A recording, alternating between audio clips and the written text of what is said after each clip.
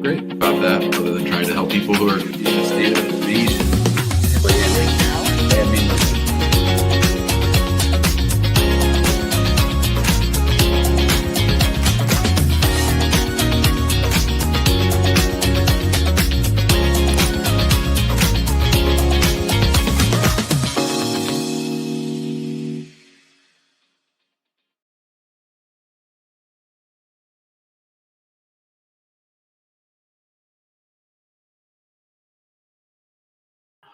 Welcome back to the Immigration Answer Show. It's your boy, Pink Hacking.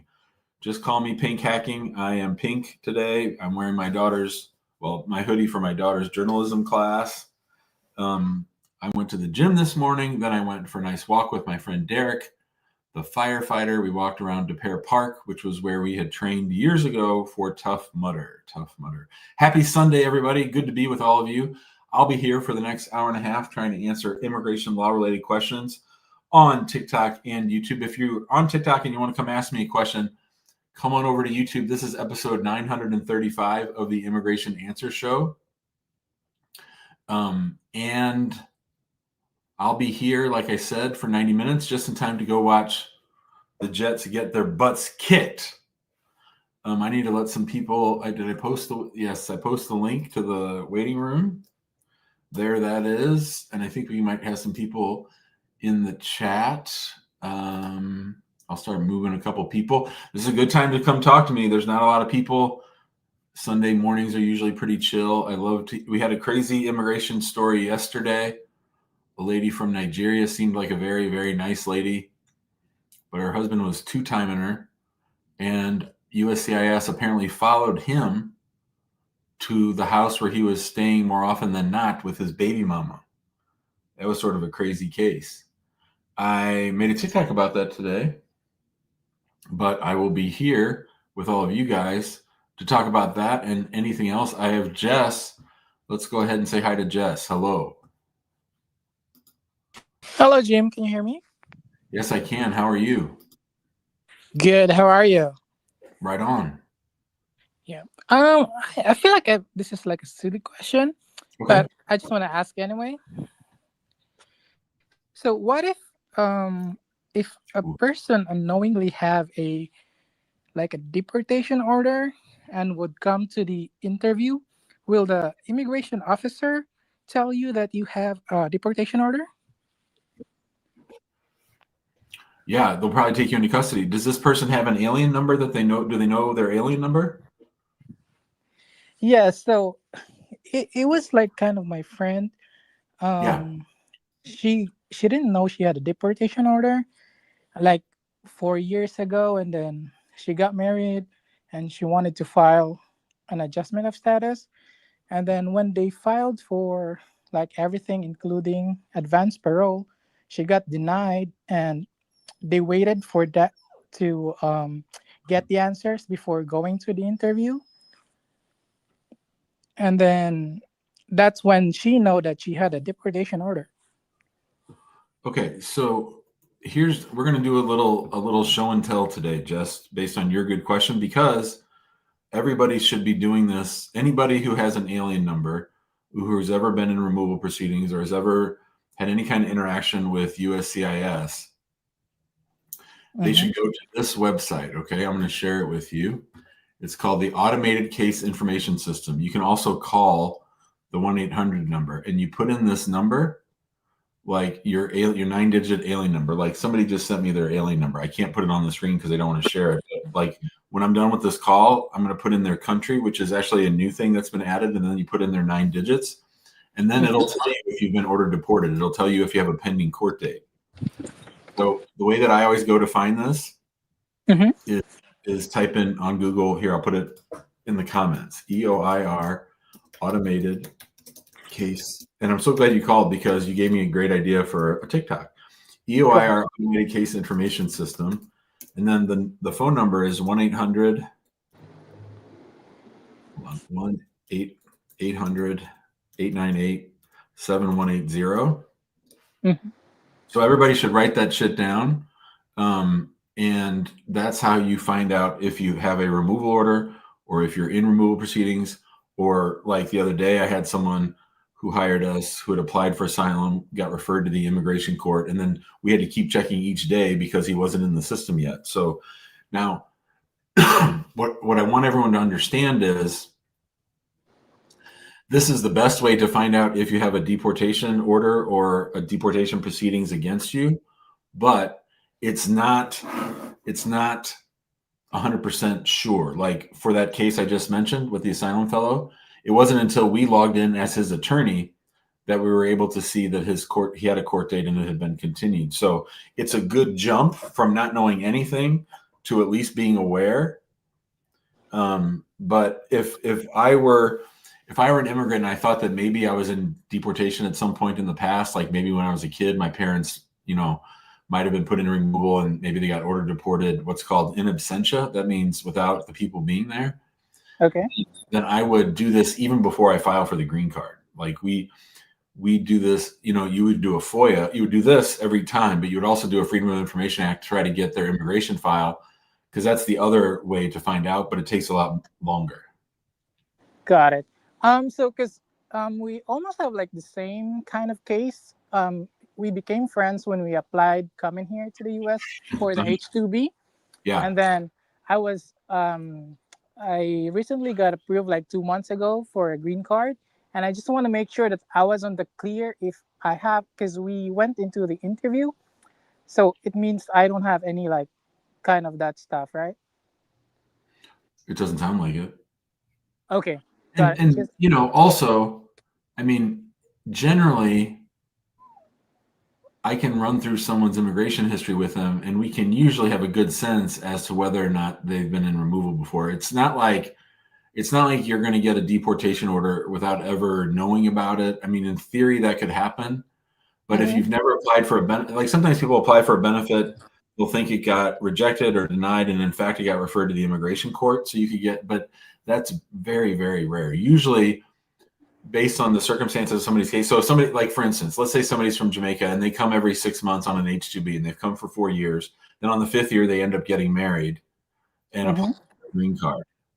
If they've always left on time, if they've always done everything right, it's very, very unlikely that that person has an unknown, mysterious removal order. Does that make sense?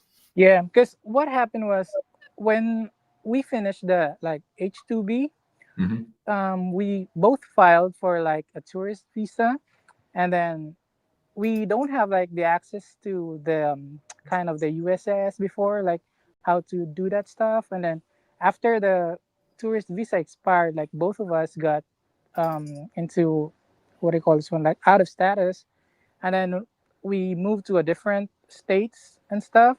So her previous address, she didn't know, they probably sent it to that previous address, but she was not living there, and so am I. And then that's when like 2 years ago also she got married, and then when she filed, and then me as well, like a year ago, we filed because I got married too. And then she just told me that she got like the a removal out of nowhere. Like a good thing that she waited for that advanced parole thing, Yeah. the notice why was it denied, and then that's when she knows. Yeah. So that's really scary. But that is the kind of scenario when you start playing around with extending your status or changing your status and then not showing or going out of status, that's something where, yeah, it could very well be that the person has a removal order. Got it. Yeah, because I did not file for like the advance parole, so I was like so scared. Like, what if I did have it, and then I just went to like that interview 2 months ago, and if I just like get arrested or be on like Right. yeah. So I just want to make sure that I feel like I need to ask if I was on clear, that if I went to like an interview for a change of status, if I'm gonna be on the clear. Well, it's possible, but like I said, you'd want to run your A number through there and do the other kinds of things that I said. But you already had your interview, right? So you should be okay. Yes. So, Okay. all Yep. right. But I will double check, and I will rewatch this stream to get that info. Thank you so much, Jim. Bye, Jess. See ya. Thank you. All right. All right. That was Jess. Yeah, that's a very helpful website, 1-800-898-7180, or the Automated Case Information System. Anne, hello. Hi. Thank you for taking my call. Can you hear me? Yeah, go ahead. Yes, I called a few weeks ago, and I believe that I was inquiring about the I-130. My husband's in Egypt, and I'm a U.S. citizen, and so I'm looking into other options. And I believe we briefly talked about the B2 tourist visa, and you were pretty frowned about that. The high There was not a high success rate in obtaining that. Yeah, But I've done some research, and it says if you have a good case, because he owns his apartment, he's never moved, he never moved out of Egypt before. He's been there forever. he's It, married. You guys are already married. yeah, we're married. We're married in Egypt. I've been in Egypt twice. Do you have a pending I-130? No, I haven't filed the I-130 because Okay, this is my so thought. just let me walk you through this because we already talked this through, and now you're telling me that I'm wrong, and I'm not wrong. So just to be clear, when he fills out his DS-160, he's going to have to list the fact that he's married to a U.S. citizen. Correct. There is no way in hell, after listing that he's married to a U.S. citizen, that he's getting a visit visa to the United States. It is never going to happen. So you can research whatever you want. You can prove me wrong. And if he gets a visit visa, send me a copy of it, and I will send you $100 bill in the mail. Hmm. Okay, well, I'm just trying to be Why are you positive messing around with this? Why aren't you doing what I told you to do? because of the money. I mean, it's ridiculous what you have to pay for the I-30, and then the time that you have to wait. And what if he arrives here in America and doesn't like it? Guess what? He can go back. That's it. He owns an apartment back there. His family's back there. His job's back there. Everything's back there. If you had told me that your wife is Egyptian. So you've been in Egypt. Totally different world than what we live in. Totally different. What does that have to do with? Oh, so you want him to be able to come see and test it out before you guys go so far on this? Of course. Yeah. Why wouldn't you do Well, that? Why wouldn't a well, normal person do that? well, maybe they would, but they wouldn't get married first. That was the that was the big problem. The big problem was you said, "Woohoo! I'm married to a U.S. citizen," and then after that, no visit visa. You didn't do it right. And we didn't do it right. No. And if I would have known this ahead of time, we wouldn't have done that. Maybe Right. did the So as I often say, if my aunt were a man, she'd be my uncle. So what are you going to do? Knowing what you know now, what are you going to do? I want him to visit for like 3 months in America. I People in hell want ice water. It's not going to happen. but okay. Uh, Try. Go try. Go try. Prove me wrong. no, I'm not. I mean, you're the attorney, No, I'll be happy to be wrong. I would love it. I'd love it if Ann and he call back 6 months from now and say, "Jim, you big dummy," because then I would change what I tell people. But my sister, I've done this many, many, many, many times. I've talked to many people on this very show about the chances of getting a visit visa, and it's just not going to happen. Can you explain the visa? It's called the ESTA. Can you explain that? It's a Yes. waiver. So people from white countries, Okay. France, England, Norway, they're entitled to something called visa waiver program. There's a list of countries that you don't have to actually get the visa. You just get to come for 90 days. And Okay. it's sort of reciprocal. We get to go there for 90 days without having to get a visa. Okay. It does not apply to people from Egypt. Okay. And just by chance, is Israel on that ESTA visa? Oh, probably. Probably. Okay. Um. All right. Well, I'm just trying to do this, and uh, I've done a lot of research, and research doesn't mean anything because it's an individual case. So there was another. Let me see here. There was another thing that if the B2 didn't pan out, you could file again if you wanted. You file every day of the week if you Yeah, yeah, but you have to wait 3 to 6 months, I believe. it's not Uh, going to. Correct, to file again. Yeah, and as far as being mad about the fees and mad about um, the length of time, and there's an age gap, right? Yes.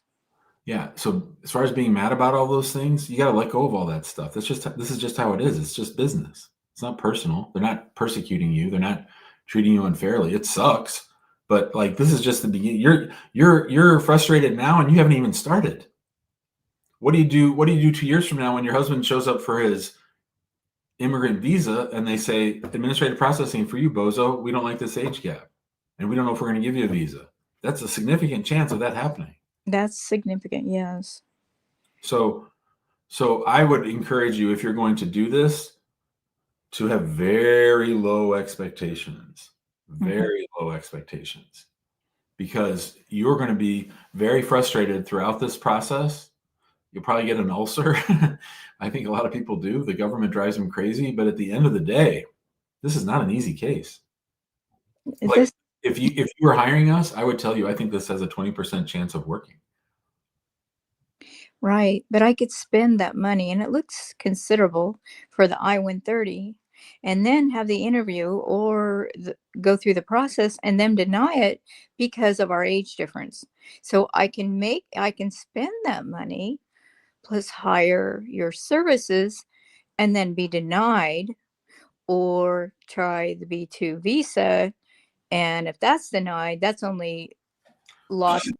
She's still talking about, I can't do this anymore. She's still talking about the visit visa. She's not listening to me. I'm trying to cheer her up. I'm trying to get her to understand. The filing fee for an N400 is $700. Or for an I-130, it's 700, right? I think. I know that that's a lot of money, but that's nothing compared to what you're going to go through and what you're going to spend. As my friend UFAM says, she's worrying about a lot, but she hasn't started preparing the meal. Yeah, some people just don't know, and they have to learn the hard way. Benjamin, hello. Hello. Good morning. Good morning. How are you? I'm doing great. How about you? I'm well, thank you. What's up? So, I have a question. I traveled abroad some time back, and I realized later on, I realized the lady told me she's pregnant for me, and then I came back to the U.S. I'm a U.S. citizen after. Then she had a baby.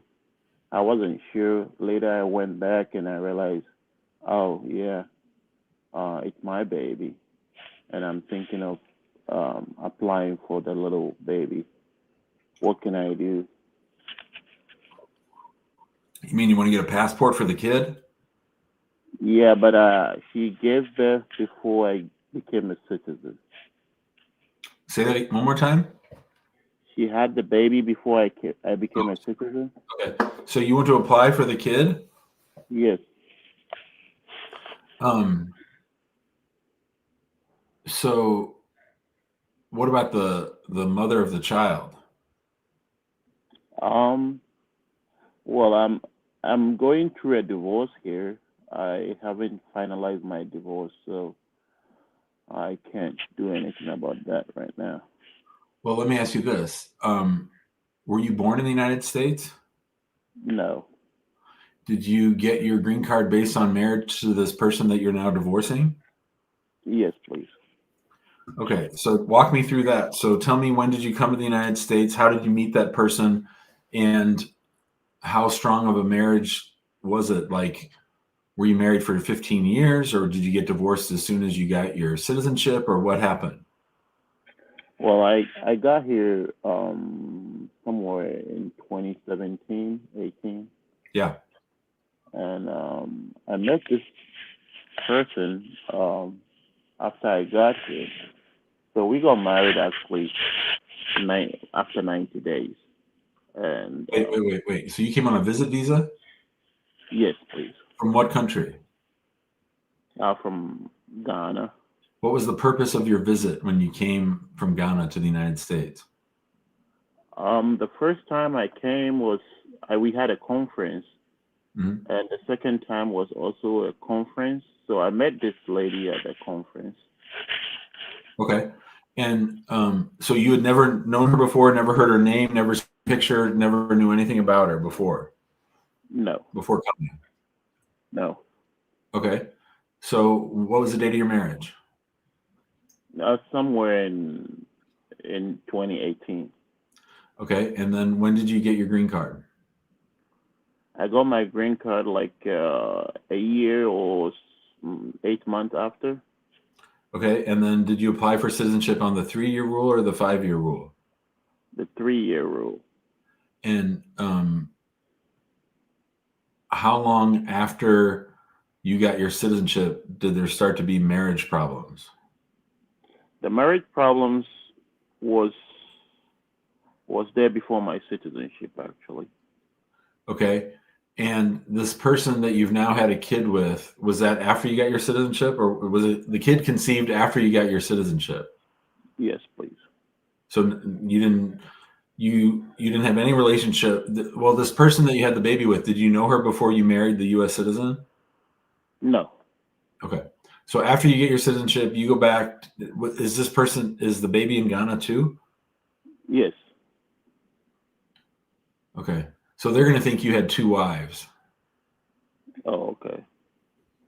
So you're going to have a lot of work trying to prove. I mean, I wouldn't do anything about the kid until you're ready to move forward with the mom, if that's what your plan is. I mean, number one, the mom would have to agree to let the kid come to the United States. Mm. But more importantly, I think the State Department is going to be very suspicious about giving the kid an immigrant visa without giving an immigrant visa to the mom. So your advice is it's better to get the mom in before the kid comes with her. Yeah, I mean, you can apply for them together, but I wouldn't file for the kid ahead of the mom. And I Okay. probably wouldn't do any of this while the divorce is still pending. Okay. And I asked you about whether problems developed after the citizenship or not. Were you still living together on the day that you naturalized? Yes. Yes. And how long after you naturalized did somebody move out? Like 2-3 months after. 2 or 3 months after. Okay. And who moved out? She moved out. And why did she move out? Because actually she we had a domestic violence thing that happened, and she lied to the police about what happened. So later on, we got to dismiss the whole. I believe that your citizenship is in a little bit of risk now that Trump's in office. I think they might try to make it out that you shouldn't have gotten your citizenship, that you conveniently had problems with the marriage while you were naturalizing that you didn't tell them about, that she moved out right away. They're going to go ask her whether you're a wife beater and a shitbird, and she's going to say yes. And then if you apply for the new wife or if you apply for the daughter, I think you do all of that. Anything you do immigration wise for the woman back home in Ghana or the child of that woman, I believe that while Trump is in office, all of that puts your own citizenship at risk.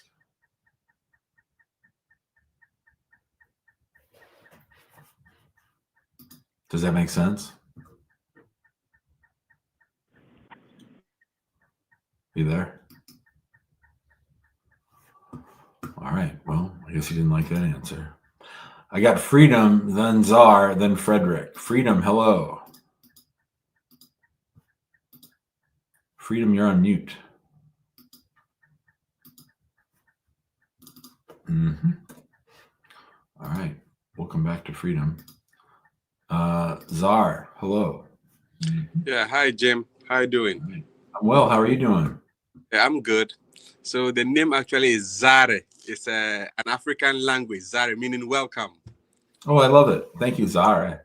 Yeah, Zare. Yes, welcome from Ghana. What's up? Yeah. Okay.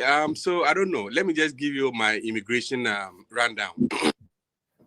So on September 2018, I made my way to the US of New York, and March 2019, I got married, and that was my first marriage. And I applied for a VAWA, of which that case was being denied. Moving forward to last year, I got married again to my second marriage. We filed somewhere in June, and then on February 26th, we went for our first interview.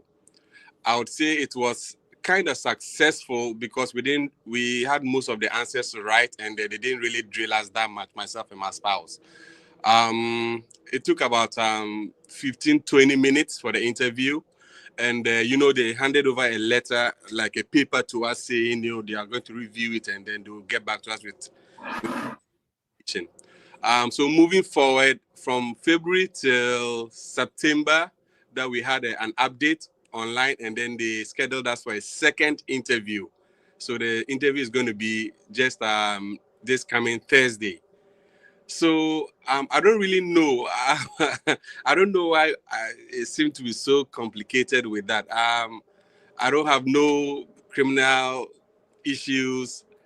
Um, Nothing complicated record, like just everything smooth. But I don't know why I seem to be having all these difficulties or challenges. Okay, so when did you come to the United States? 2017? 18, And what kind of visa did you have? B1, B2. Did you leave on time? No. So you were a visa overstay when you married wife number one. So, I came into September, so my 180 days would have elapsed in March, and I married us at that time. So I think I overstayed here. And did you apply right away, or what happened? So I applied. No, I didn't apply right away. When I got married, I think I applied in June. That was 3 months later. So we think we were out of status on the day we got married, and we know we were out of status on the day we filed for the green card. Right? I think I would agree. Yeah, I would agree. Okay. And on a scale of 1 to 10, how much marriage evidence did you submit? 1 being low and 10 being a lot. You mean the first marriage? Right now, I'm only talking about the first marriage. Okay. Okay, so the first marriage, it was low. I didn't have no social security and all that, so I didn't really. So it was low. We didn't really submit. It was very thin. Well, how long did you know the person before you got married? So I knew the person for about 4 months. So that's why it was thin, because you had a very short relationship before getting married. Why'd you get married so fast? Well, I wouldn't say it was fast. I think she kind of was like the only person I knew in the US of A. So I don't know. It just felt right. It just felt right. So I had to.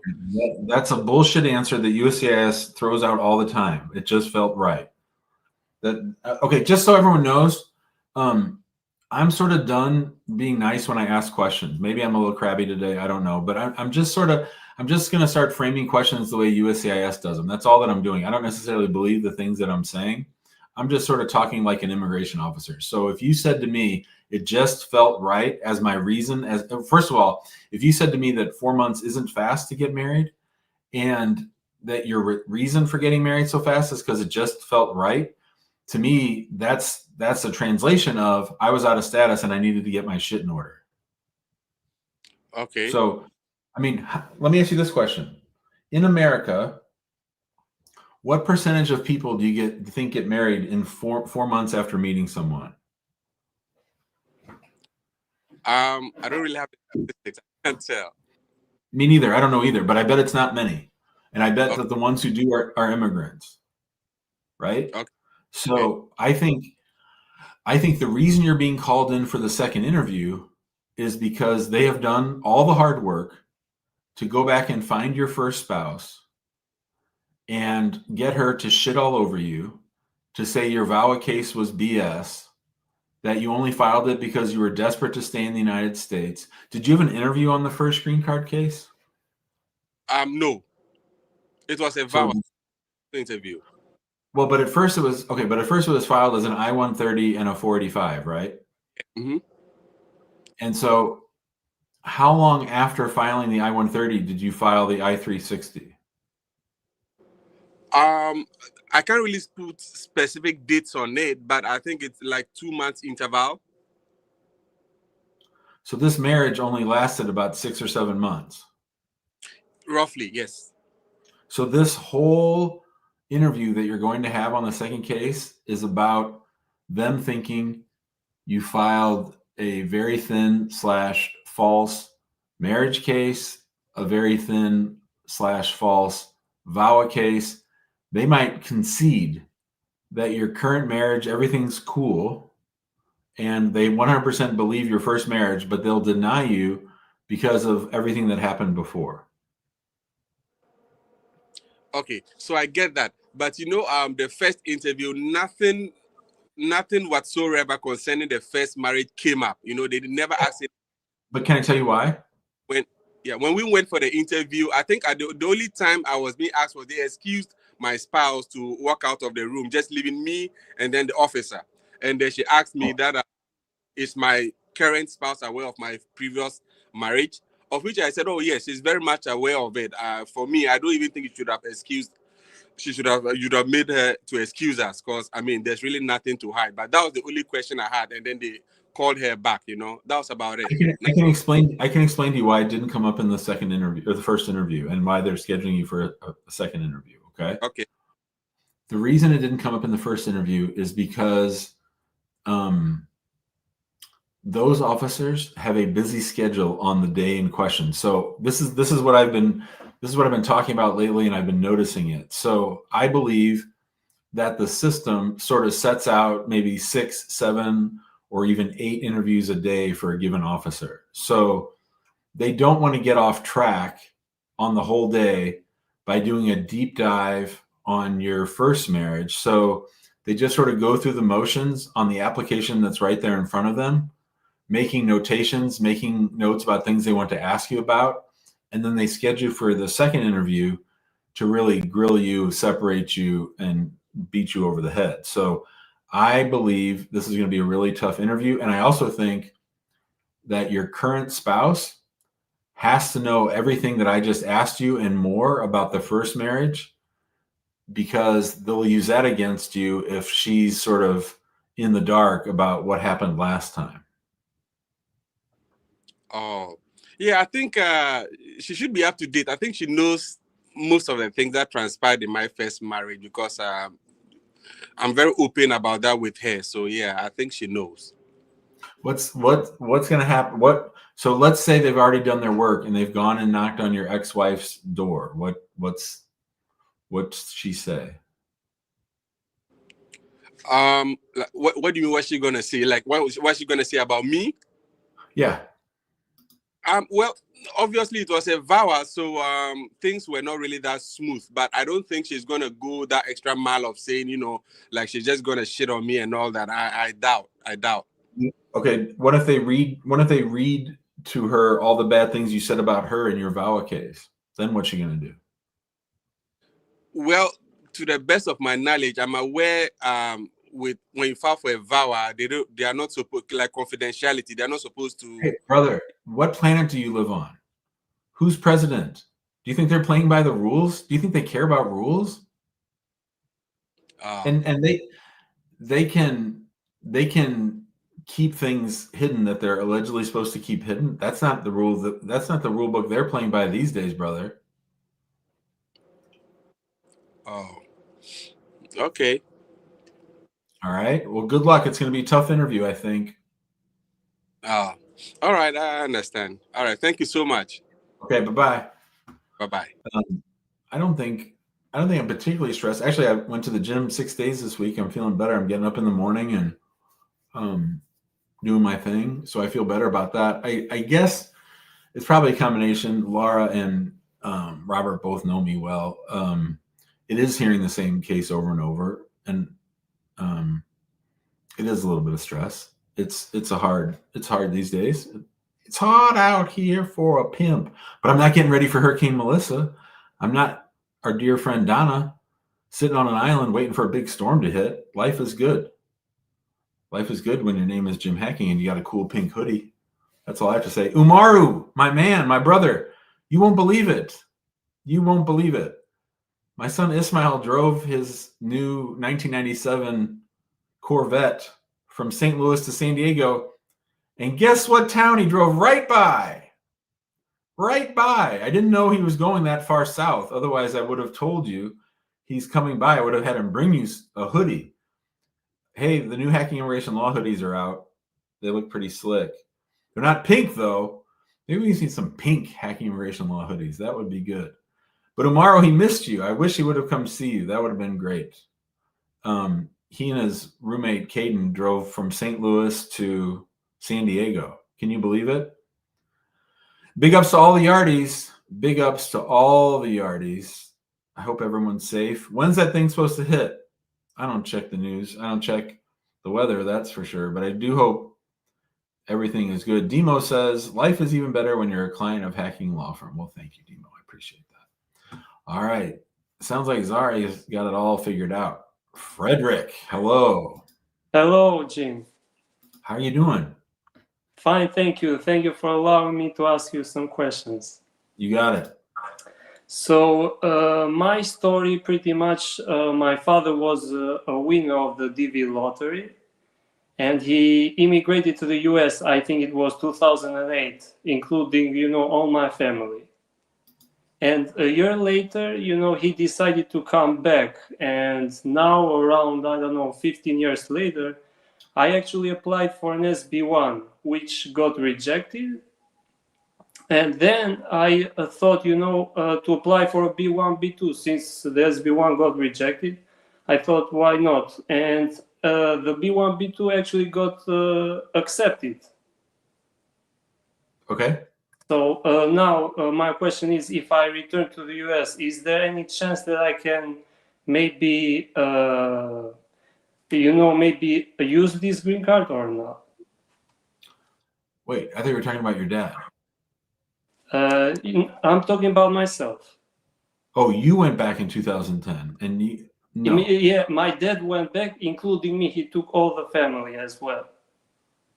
Okay, what country is this? Albania. So the question is, Jim, I had a green card back in 2008. I've been out of the United States ever since 2009. Is that true? Yes. And I have a B1B. Well, first of all, on the B1, B2 visit visa, did you make clear that at one point you had a green card? Yes. The consular office asked me, and I told him, explained it, everything. What did they ask, and what did you say? They asked me about how long I was in the US, and I told them about the year, which year it was. Again, I told them it was 2000. It was 2008, and that was it. I think if you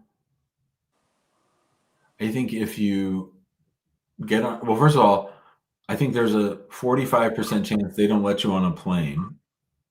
I know you have the visit visa. Okay, so let's say you try to enter on the visit visa. I think there's a 25% chance they don't let you on the plane. They figure out that you had a green card and CBP just doesn't want to let you come. I think there's another 25% chance that if you come into the United States on your visit visa and then start acting like you're a lawful permanent resident, like following a new I-90 or something, I think that would be denied and you'd be put in removal. I think your green card is abandoned. If I'm you, the way I'm thinking about it is my green card has been abandoned. It's as if I never had a green card. It's actually worse that I had a green card that I basically threw in the trash. And if I try to get a new green card in the United States, I'm going to get put in removal. That's how I would think about it. So for the moment, I should only use the visitor visa? I think, well, yeah, I mean, you could apply for the diversity visa every year. You could have someone apply for an immigrant visa for you, but for all intents and purposes, that green card is over. Okay. So like if I'm you, you need, if you want to live in the United States, you need to figure out a different plan as if you never had one. You're sort of like everybody else now. So I should act as a visitor pretty much. Which is what you promised to do when you got your visit visa. Right, that's true. Okay, that's all I wanted to ask. Thank you. Bye, Frederick. Good luck, buddy. Thank you. Bye. I'd like to go to Albania sometime. I'd like to do like a little Albania, Bosnia, Serbia, Croatia trip. That would be nice, wouldn't it? Craig says Melissa's going to hit tonight or early Monday morning, and it's coming in strong. Ooh, category 4 or 5. Yikes. Prayers for Jamaica and the Caribbean. I hope Don is okay. I hope Lewis is okay. I wonder where he is. Craig's giving the big ups, and we give the big ups and the salams to all the Jamaicans. Corey says, I had a signing meeting with Andrew. He's great. Andrew is a very, very smart person, Corey. He just celebrated his 10th year with the firm as a lawyer, if you can believe that. All right. We'll go back to Freedom, see if they got their audio working. Hello, Freedom. You're on mute, Freedom. If you want to talk to me, you got to get unmuted. And ABBXYY, if you want to talk to me, you got to turn off your camera. All right. I'm going to cut Freedom loose. They must have something else to do. We just talked to Frederick. Frederick's gone. So let's go to Walt. Hello, Walt. Yeah, good afternoon. Can you hear me? Yes, I can. All right, good. Thanks for taking my call. Sure. All right, so I'm Jamaican. I came here last year on a visitor visa. I traveled back and forth, and my wife, she travels back and forth. Anyways, I came here last year, October. I overstayed, which I shouldn't have. I got married in March, and my wife and I had an argument where in June, she took up a lamp and hit me. I didn't do anything or say anything. We had another argument in August, and she went to the police station and reported that she hit me. I went to the arraignment, and we have trial coming up in December. My question is, I don't know what to do at this point because I've spoken to a couple of people. Some say I should just, go with the marriage-based green card. Some say I should just file for VAWA. You're the expert. So I just need some advice. Right now, you have nothing on file. You're just a visa overstay. Yes, because what happened is I realized that, she's been stretching stuff out, like based on her mood. And because the one time she contacted the lawyer office and said she's no longer interested in the case and that we should retrieve the documents. But when the lawyer called and he's saying that we got to wait until the trial ends to file the marriage-based green card, which I don't understand. What state do you live in? Virginia. So what happens if ICE is there waiting for you when you show up for your... That's what I called. And when I called the office and I spoke to the paralegal, and I'm like, I'm going in the lines then. I don't understand why I got to wait until after the trial to file. But I don't understand.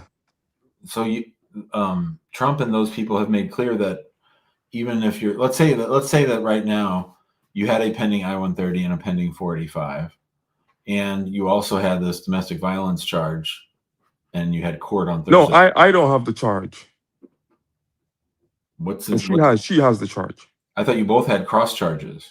No. She hit me. When she hit me, I walked out. I didn't retaliate. I just left. But then I thought you said there was another incident too. There's just one? No. The incident happened in June.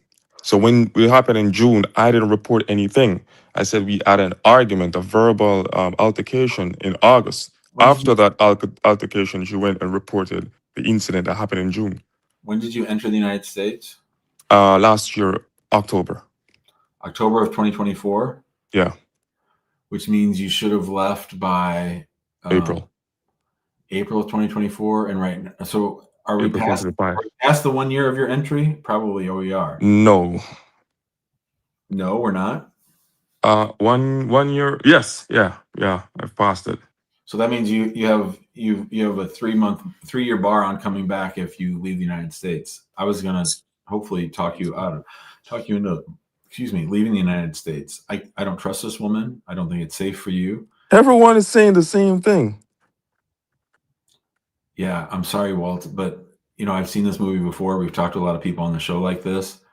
I think that here's what I'll say. If you think that putting your eggs and your safety and your immigration status in her hands is a good idea, I think that's crazy. I don't think you can trust her. I don't think she's going to do. I mean, if you guys started the immigration process and she stopped it, it sounds like she's using that and this other stuff as hammers against you. And I don't think you can ever trust that person to go and do a green card interview and fight for you.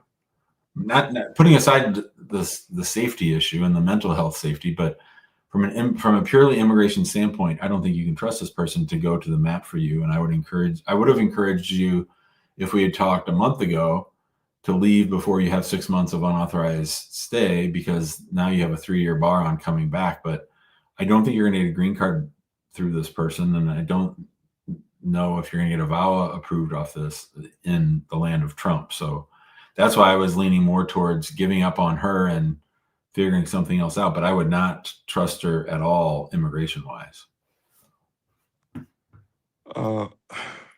So what would you advise right now? Well, your immigration lawyer has a conflict because they met with you, and it seems now that your interests are divergent from your spouse. She wants to lord it over you. She wants to use immigration as a power trip over you. She you want to stay. I assume you want to stay here. Yeah. I don't know, man. I don't. Initially, not, but I mean, Yeah, but my listen, hands are tied right now, so I might as well. not tied. You could hire an attorney where you live in Virginia, file for divorce, and get on a plane and go back home. I think that's the safest bet. I think staying here and put together a VAWA case, or staying. I mean, I don't know how long you've listened to the show, Walt, but how many times have I talked to somebody where they finally found the love of their life, but it's all the stuff that happened before that's going to keep them from immigration.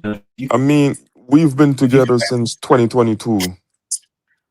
Yeah, but if you come back with some other spouse 2 years from now, they're gonna think you're just doing whatever you can to stay here. I don't know about the marriage. I don't know about the 3 years together. My son loves to talk about this economics concept called the fallacy of sunk cost. In other words, you've put 3 years into this. That's true, but maybe it took 3 years for you to understand that this person's not the right person for you.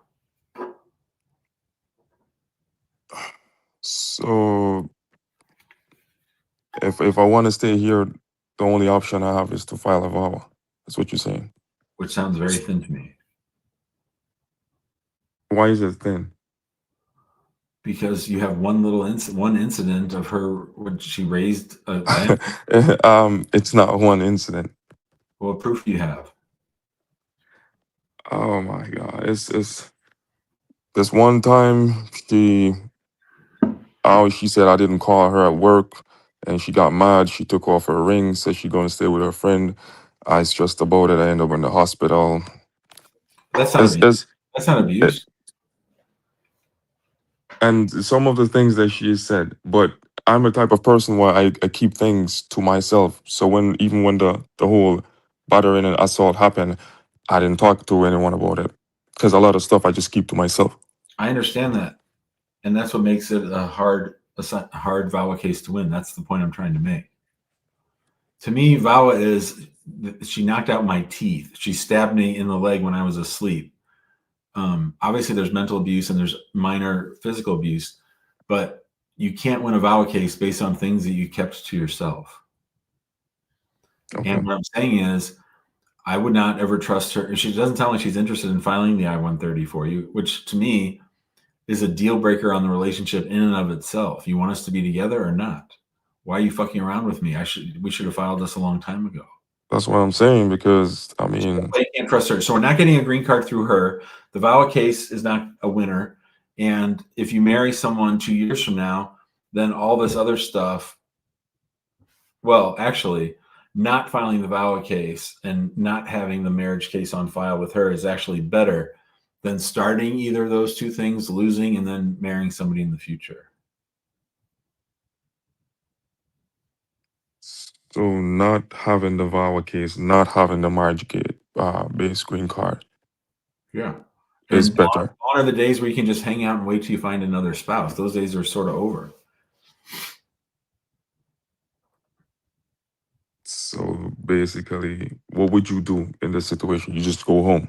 I would.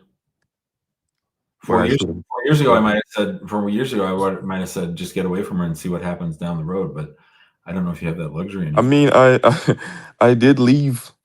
And she called me, and yeah. I mean, I was on the phone. She was crying, and I said, "What's wrong?" So she said her chest is hurting. So I said, "You want me to come over and help?" She said yes. So that's why I came back, because she said her chest was hurting and she wasn't feeling good. But do you trust her? Right now, I don't know. Do you think she has your best interest at heart? I don't. To be honest, I don't know. At this point, I don't know, because I don't know. Things have changed since I came here.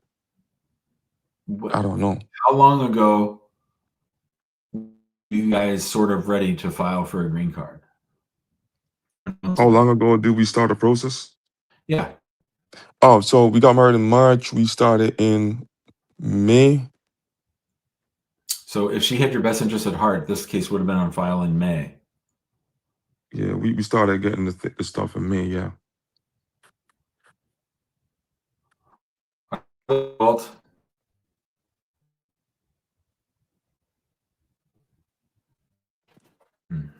Hello?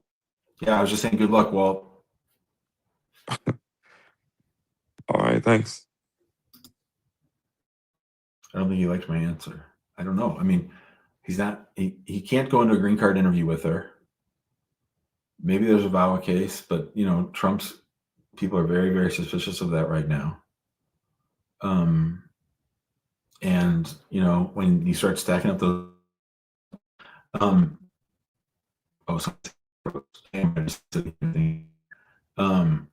Jason was how much? Am I?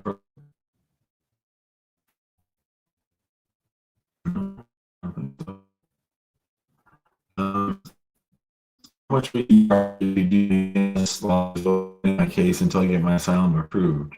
And are you guys a monthly plan? Yes, we do a plan.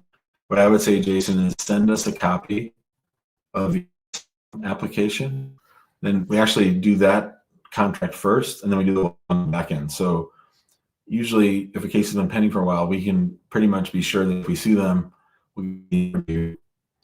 And then, but usually we need to look at the asylum case itself. So usually for an asylum takeover, depending on if you filed it, if an attorney filed it, how fresh it is, how up to date it is, $5,000 to $8,000.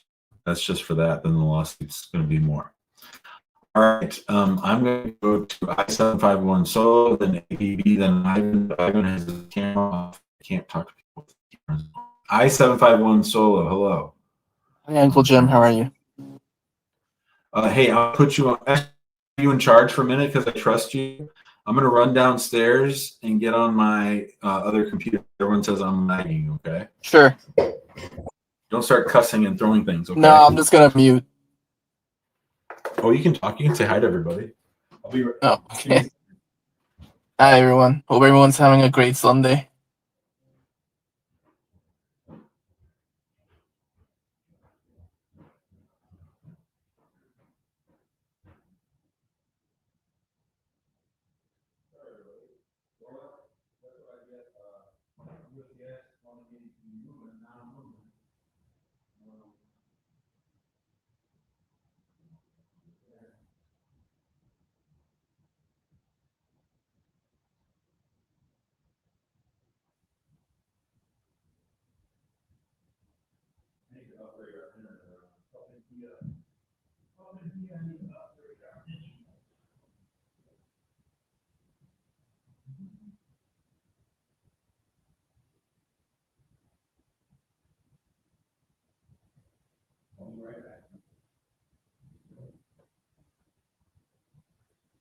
All right, all right. Now I'm back. That wasn't so bad, was it? No, welcome back, Jim. How are you doing? I'm good. How are you doing? I'm good. I'm good. We've spoken quite a few times, so I'm that individual. Remember? Okay, perfect. Yeah, I think my voice is very recognizable by you now, Uncle Jim. I'll be interested if we ever meet on screen or whatever. I'll be interested to see if your voice matches the picture of you in my head. I actually think I'm pretty good at that, but we'll see. I actually added you on LinkedIn, but I know you have a lot of followers, and I follow you religiously. So, So what's up? What's the latest? yeah, the latest. I've not spoken to my spouse so she's moved out. We haven't spoken, no contact. since the beginning of October. No text, no voice calls, no nothing. Letting the waters calm, like you said. So we're, as far as I know, we're still on good terms. She's living her life. I'm living my life. There will come a day where we have to contact each other for divorce proceedings and all that good stuff. Yep. What would you recommend the discussion be? I mean, I can write out a timeline and make sure she's aligned. I can write out the reason why we fell apart, see if she's aligned. What would the discussion be such that her and I are exactly on the same page? So when the time comes to hire you and USCIS comes to my door, her door, she writes the letter, whatever happens, like what would make us the most prepared? Remind me again when your 751 is due. So we've already filed it right. jointly. So we filed it jointly about A year 6 ago. months ago. Okay. 5-6 months ago. Okay, and then what about? Okay, so, if I have a magic wand and I'm in charge of everything, I want that conversation about her helping us or working on the timeline together to be done by one of our attorneys, not by you. Oh. And the way that we do it is we meet with you, get your whole timeline, and then we try to do it really, really fast. So let me tell you a story. So one day when I was a newer lawyer, I was trying to save somebody from being deported. And the way I was trying to save that person from being deported was to get their conviction amended, like reopened, and then amended to something that made her not deportable. And so I had several meetings with the prosecutor, and we reached a deal. He was very nice. The woman had a nice reputation in this small town, and he wanted to help her. And this is the olden times. And so we hammered out, I drafted an order, the order that I needed in order to be able to use this. And I wanted to go in there with horns blazing and explain to the judge how legally brilliant I was with big pomp and circumstance. And we were ready to have the hearing, and the prosecutor looked at me and he said, "What are you planning on doing?" And I told him what I just told you, that I was going to give a big speech. He said, "Don't do any of that stuff." He said, "Give me the order." So he walked up to the judge. I was standing behind him. He said, "Judge, Mr. Hacking's trying to help Ms. XYZ, stay in the country. We worked out something that we think is beneficial to everybody, and we just hope you'll sign off on it." Judge just went, that was it. So to the same thing, that's what we want to happen with your spouse. So we would do a long statement with you, get the big nuts and bolts of it. What are the things that are not going to trigger her? Like, for instance, I know this isn't the case in your situation, but let's say that in your statement, you said that she cheated on you and you have proof of that. Well, we wouldn't want to bring that up to her, because then she wouldn't want to sign it. It would make her mad. And, we get in this adverse situation. So if there's a time where she wants to actually help you and is willing to sign something, I would want all that communication to come from the lawyer, because there's zero emotion there. And I would be like, "Hey lady, can you read this? Does this look okay? Does this explain your guys' relationship? Does this explain how it started, how it went, and then how it went down?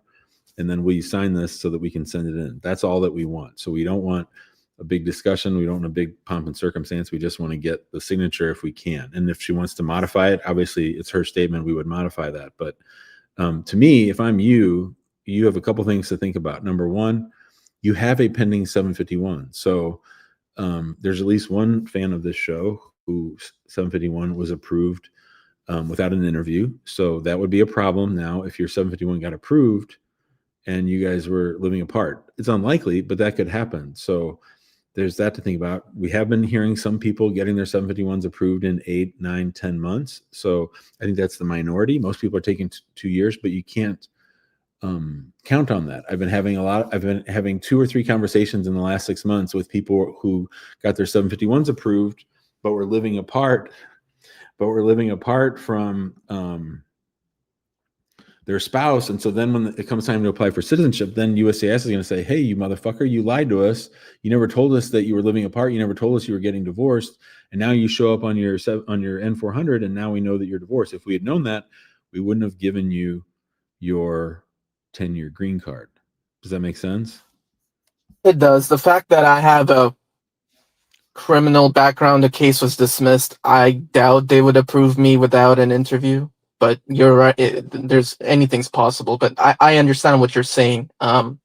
So it's very unusual that I would ever say to somebody, I'm proud of you for not talking to your wife for 2 months, but I am proud of you for not talking to your wife 2 months. And I think you're making some strides in the kinds of things that we've talked about on this show before. And of course, the biggest stride and the one you need to think about the most is we can't do much. And we certainly can't finalize your 10-year green card until the marriage is over.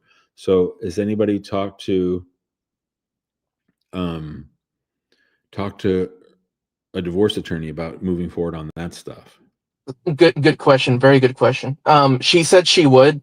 She had a vacation week like about 3 weeks ago, but I haven't been served yet. And just to clarify, we haven't spoken for 1 month. It's been 1 month of almost 1 month of no contact. But You know what I she, meant.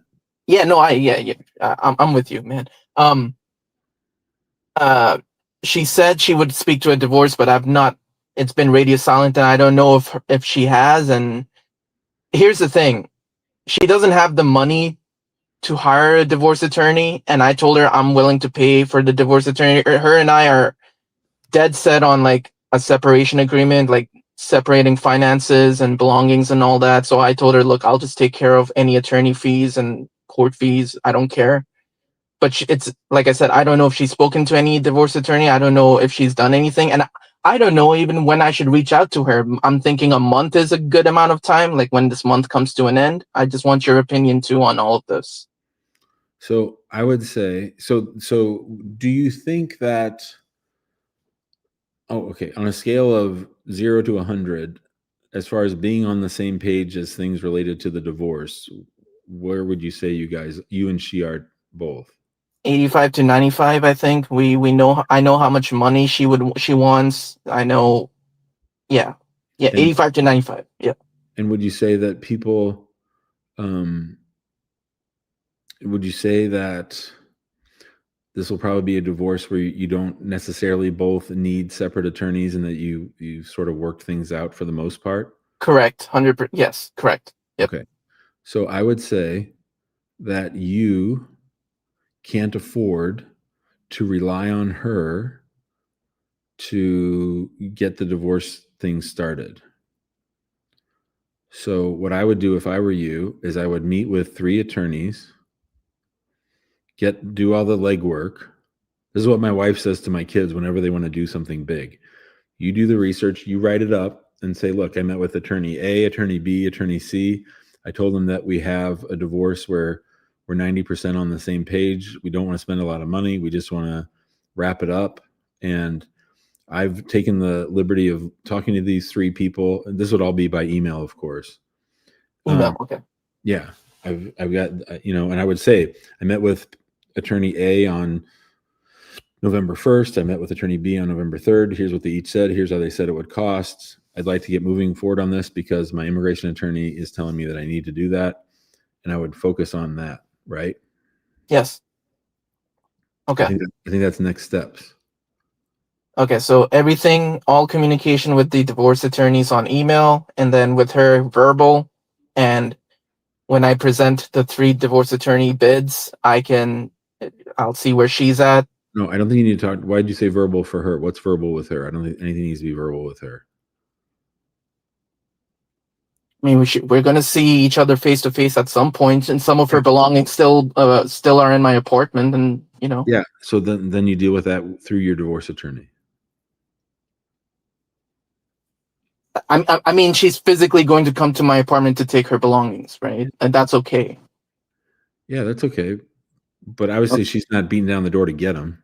No. Well, we're civil. We're yeah. I think what you're saying is any communication with her should be in writing, whether it's text or email, correct? Yeah, and short and sweet. Short and sweet. Okay. Another fact is I told her till death or divorce do us apart. You know where I am with all of this. She still has access to my apartment, the apartment keys. She still has access to my credit card, which I put $1,000 limit on. She barely uses it. I'm just wondering, is this an issue? Divorce attorney question. That's Okay. a question for the divorce attorney. But from an immigration standpoint, it's nothing negative. No. Okay. Because I still care about her and I don't want her to suffer because I know she makes very limited money. Okay, I understand. Thanks, brother. We'll talk Okay, soon. we'll talk again All right. later. Thank you, Jim. Yeah, bye. Bye. ABB, hello. He couldn't get his audio working yesterday. I don't think he can get his audio working today. Ivan still got his camera on. I don't know why. ABB, are you there? I thought I heard him for a second.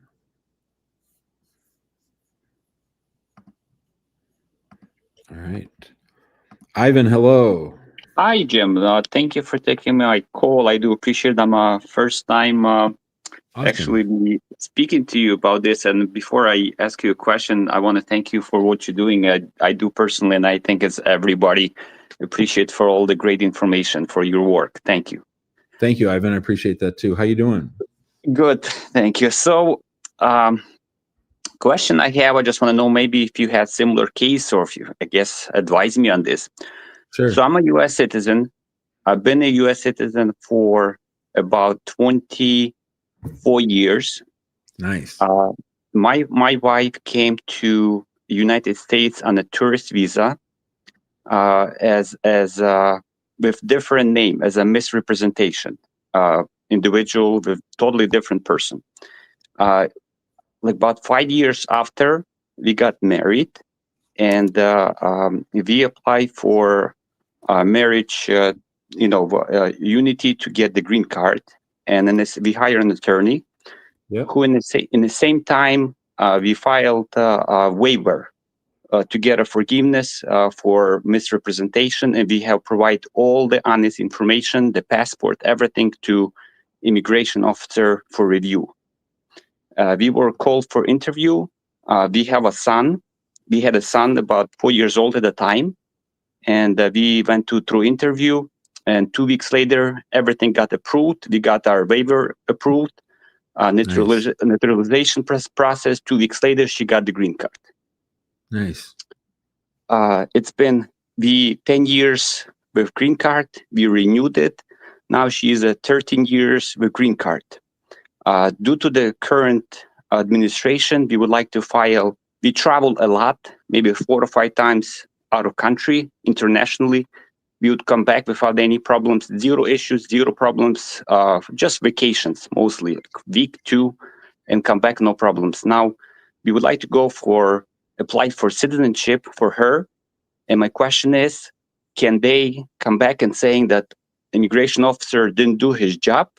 He should have denied the waiver because of representation. I guess it's a big deal for the situation that she was in at that time. And can they revoke her green card and deny her citizenship? Technically, yes, but if they did, I would definitely apply for citizenship. And here's why I would apply for citizenship. So everything was fully disclosed. Is there, between you, me, and the wall, is there any doubt that she really is person B and that she wasn't person A, if that makes sense? Like, no, she came, like I said, she had a different passport, same first name, different last name, and different date of birth. Close, I think, was a few years or so. And then we did supply that old passport to the immigration officer at the interview. Our attorney had prepared as he filed for waiver. I went to a psychologist. yeah, We had those documents as well. We provide everything in an honest way. Everything was done for immigration. We filed the waiver, and the attorney said it's going to be denied. It has to be a hardship. She will have to be deported, and then she would have to come back unless you're dying, and then they maybe make an exception and honor the waiver. It was totally different way. So we need to have to go through more money, through the process of immigration courts, deportations, but everything was granted. Our son was with us. He's 2 years old. He was actually, he was right in an interview. Attorney didn't show up that day, surprisingly. I don't know why he forgot about the interview. So the officer came out and called us to the interview. We went to the office, and my son was really kind of wild in the office. So immigration officer asked him to leave. So I was the only one for interview, but everything, he reviewed the whole case. He looked at the passport that she came in, but as long as she came from the checkpoint, so she did come through the checkpoint, she had a white card. Everything was done the way, she was documentally arrived to US. Wait, but so again, I appreciate all that background information, but I don't know that you really answered my question. What I want to know is, do we feel like we have all the right identity documents so that if USCIS asks us to prove your wife is who she actually says she is as person B, do you feel like you have all those documents? Yes, I mean, we didn't have, there was nothing else. She has no other names, just one name that she had before that she arrived to US. And then when we applied for waiver, all the honest information was provided. No criminal background. What country is she from? Ukraine. So to me, I would file, because the nice thing about naturalization is that if they deny her, I mean, they could put in removal, but I think the chances of that are very, very small, maybe like 2 or 3%. But if they denied her naturalization and said that she shouldn't have got that waiver or whatever, I mean, that is something that you'd be able to challenge in court. And I think I'd rather have a judge deciding that out here than at USCIS. So, and not a deportation judge, a federal judge. So if I'm you, I would say, look, we disclosed everything. We got granted a waiver. The waiver was properly granted, and she should get her citizenship. I would file. Okay, you wouldn't advise me to wait to midterm election, or maybe wait until? And there's an argument to do that, but I mean, what I really would say to you, Ivan, is you should have done this 3 years ago when Biden was here. But I agree. I don't think you need to wait. I wouldn't wait. Okay. Have you had similar case? That waiver was. Yeah, for sure. Yeah, and I mean, there's a real debate as to whether or not they can revisit old decisions like this. Technically, they always can, because in naturalization, they can always go back and look at everything. But man, I think they'd have a really hard time trying to pull this off. Okay, because we were all honest. We put everything on the table, the name, the driver license that she had before, with that previous name for misrepresentation, and we showed everything on the table, and after have approved 100%, 2 weeks later, we got green card. Is there any compelling reason, like, does she want to get her parents here from Ukraine or something for her to get her citizenship? I'm sorry, the reason why we want to get citizenship? Yeah, other than wanting to just be a citizen, is there some other reason why she wants her citizenship, like to be able to bring her parents here or something? I mean, it's not due to the parents, due to the personal lifestyle. We travel a lot, and we used to go 3-4 times overseas. Now we can go nowhere because we are scared to travel. Yeah, I would for benefits. I'd apply. Where will the interview be? Milwaukee, Wisconsin. Those guys are assholes. But yes, I would file. That's where it's been approved. And I actually was there for citizenship as a translator for another individual myself about 2 months ago. Actually, I'm sorry, it was like 6 months ago. Yeah, and then we had a very nice officer, and I was a translator. I mean, she was very nice. When I was naturalization, getting my citizenship, I had a pretty strict officer that I say, you say. If you don't say, I don't say, you don't say. For Thanks me, for the call, it's been like, well, have a good day, buddy. Thank you, Jim. Have a good day. Yeah, if you want our help, let me know. See you, bud. Very good. I appreciate it. Thank you. Okay, bye. We got I-45. Hello. Hello. Hi. Hi, Jim. Good afternoon. My name is so my question this afternoon is I had my interview on the 18th of September, and it's over a month now. I have not heard anything from them. Okay. So let me give a little background story. So my husband is paraplegic. He got an accident 2 years back, but he gave the power of attorney to his brother to manage his finances, since he cannot do anything for himself. So his brother gave affidavit, joint affidavit support and every documentation that needed for our application. So we submitted everything to the USCIS office, and on the 18th was our interview date. But on the day of the interview, we were asked questions together. And I think after 10-15 minutes, they split the two of us. So they made me go wait in the waiting room. And when I came, they came to call me, and I went, and they asked me the same. They asked me the same questions, because when I came out, I asked him the questions I was asked. And he said, yes, it was the same questions they asked him, which was, your interview, your questions on YouTube helped a lot.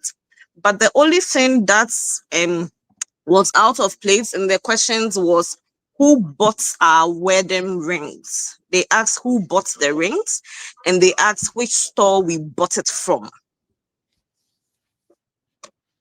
Okay. So I You got was those names? like, yes, we did. We told them where the store we bought it from. But my husband remembered, he thought he bought it from Oaks. I'm calling from Virginia. So he remembered he bought it from Oaks, Fairfax Oaks Mall, but rather we bought it from Dallas Mall. Wait, let's back up. So I'm not so much concerned about the questions. I want to hear more about your immigration history. So where are you from? I'm from Ghana. When did you come to the United States? I came to the United States in May 2024. What kind of visa? B1, B2. And when you married your spouse, were you in status or out of status? Out of status. We got married this year in February. Okay. Why didn't you leave on time?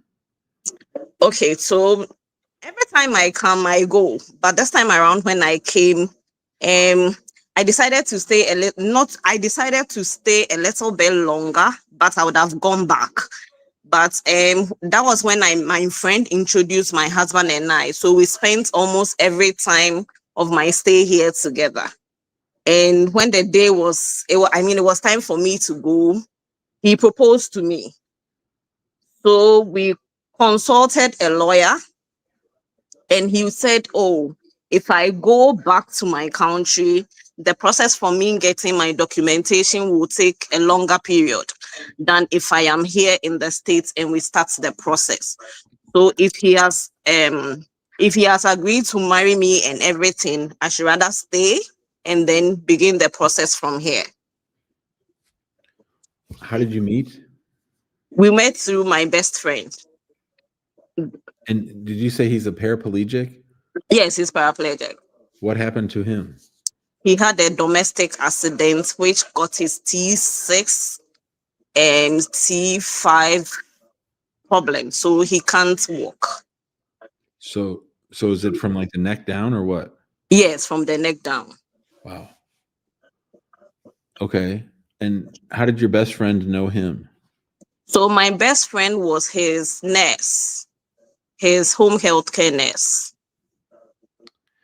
Yeah, I don't think you're getting. I think they're gonna look at this case very suspiciously.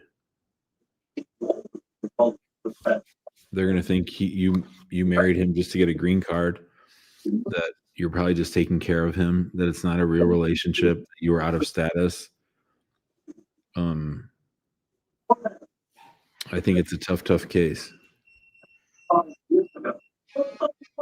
I've had two cases, one for a quadriplegic and one for a paraplegic, of people who I have been able to get them green cards, but those are really, really hard cases. So what do I do? Do I still have to wait for the 120 days? Well, what would you do otherwise? I just texted you. Too heavy. So I think this is a tough interview. Okay. Okay. I mean, how much evidence did you have? What marriage evidence did you have? Utility, rent lease, bank statements, pictures, letter from his family, his brother, and letter from my friend. Is there an age gap? Pardon? Is there an age gap? No, yes, he's 8 years older than I am. And how long has he been a paraplegic? Since 2022 March. Okay, so what was your question for me exactly? So my question is, do I need to be okay? So my question is basically, I have another friend who came in, and he had in his interview. I mean, on the last day of September. I mean, 29th September, and by 1st October, he was approved. That has nothing to do with your case. Your case is very complicated. Your case is probably going to be denied. That has nothing to do. Why you're asking me about 120 days or speeding things up? That has nothing to do. You have a very hard case. So, are you asking them to expedite it or something? Is that what you're asking me? No, so I wanted to know, like, is there any reason for us to, like, for us to do, if, I mean, is there any process for us to take if, as you are saying, is going to be denied? If it's really going to be denied, what are we supposed to do? What are we supposed to do? What do you mean? My husband and I. But what are you supposed to do about what? If it's denied. Well, then you'll get put into removal. And there's nothing we can do about it. Well, I mean, I just don't know if the Trump administration is going to approve a case like this. I just don't know if it's going to happen.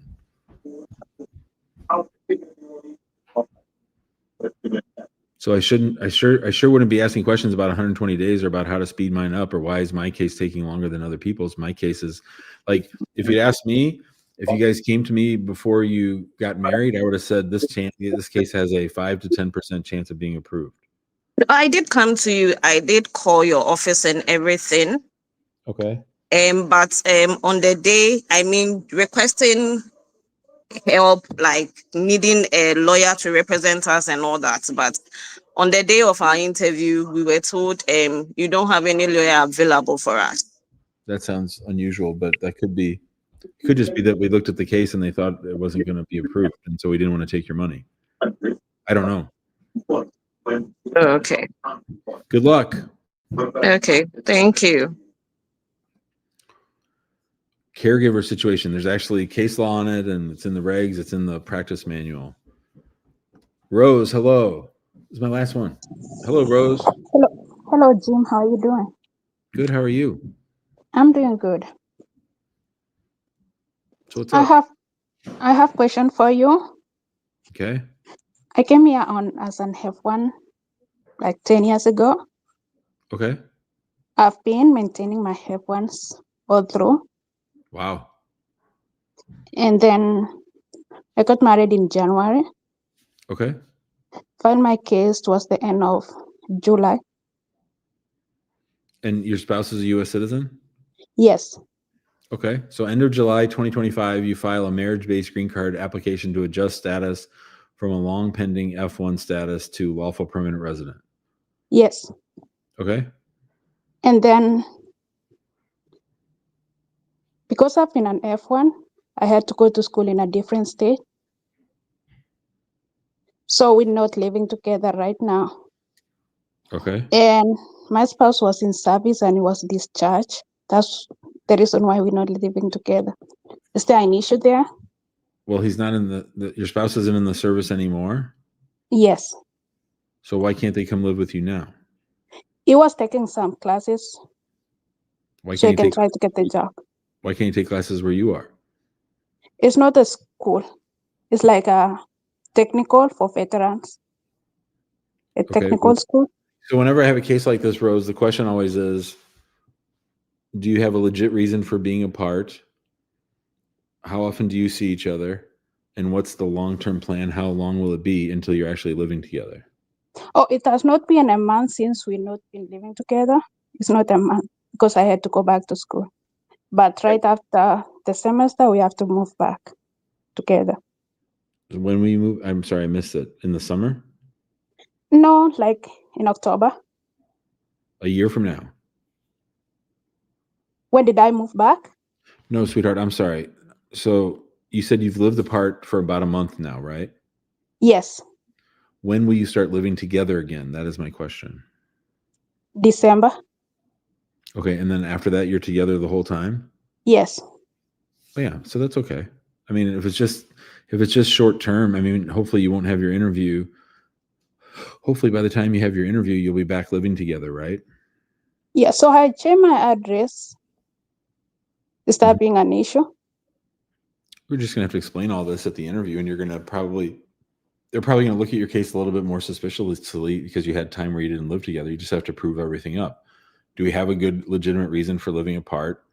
Did we see each other during the time that we were living apart? And are we back together with a long-term plan of being together from now all along? Oh, okay. All right. Yeah. Thanks, Rose. Thank you. All right, everybody. That'll do it for today's show. We'll be back tomorrow, episode 926. Tomorrow's show's at 4 p.m. Central. 4 p.m. Central. I will see you guys then. I hope you all have a great night, a good rest of your weekend. The Jets are probably going to lose. Thank you, Amaru, for that.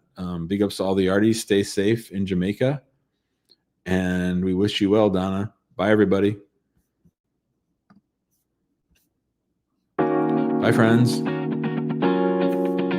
I'm great about that, other than trying to help people who are in a state of invasion.